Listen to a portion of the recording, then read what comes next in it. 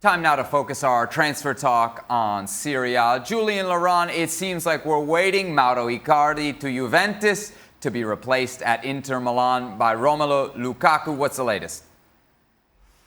Yes, it seems that in the last 2 days, Seb, a lot of things have happened for those two deals to actually happen. The first one was Piero Ausillo, the Inter Milan sporting director, traveling to England 2 days ago to start bidding finally for Romelu Lukaku. We know that Lukaku is Antonio Conte's priority to lead the line up front for Inter next season, but so far it's been a really slow pace in this transfer.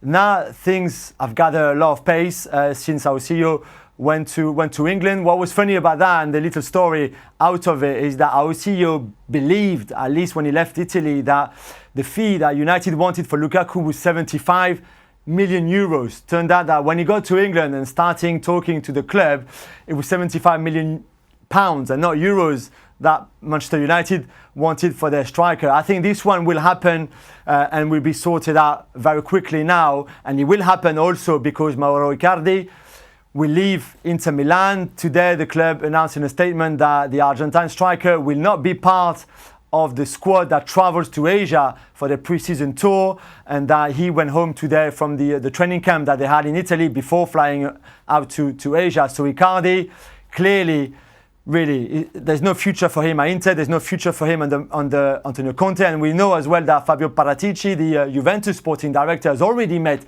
with Icardi and his wife, Wanda, who is his agent.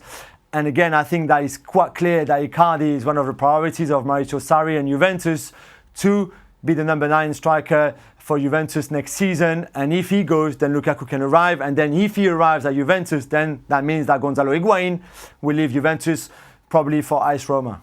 Great, not confusing at all. Icardi to Juventus, Ale, your thoughts? Well, Icardi to leave Inter, that's first and foremost, and that was very obvious. That relationship simply was not tenable anymore, and certainly with a rival and new coach in Antonio Conte.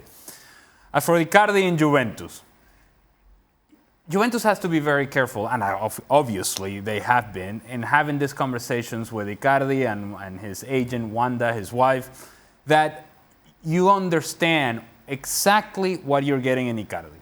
A guy who's going to score goals, but you have, in his agent / his wife, a pain in the backside as well. And historically, this has been the case. So whenever there's an opportunity where maybe because of rotation, maybe because of other players are playing better, maybe because Juventus is in many of the competitions, that Icardi maybe doesn't start a couple games in a row, and Wanda starts talking to Italian television, as seems to be the natural tendency, then don't say that you didn't know about this, because clearly this comes with the package. So my speculation, and I imagine that Juventus in this conversation with Icardi and Wanda is like, none of that nonsense. That might have happened somewhere else, but it's not going to happen here. If he worries about playing, Icardi is certainly good enough player to be scoring goals for Juventus. You share those same concerns about Icardi? Yes.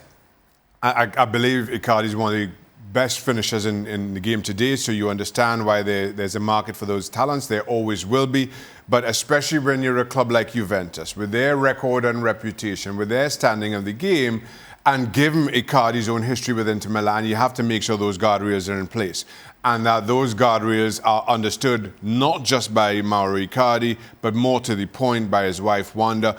That can be problematic. You can deal with on-the-field issues, ups and downs. Any club can, including Juventus. What you don't want and you refuse to deal with is the off-field issues that Wanda sometimes brings. For more, sign up now for ESPN Plus.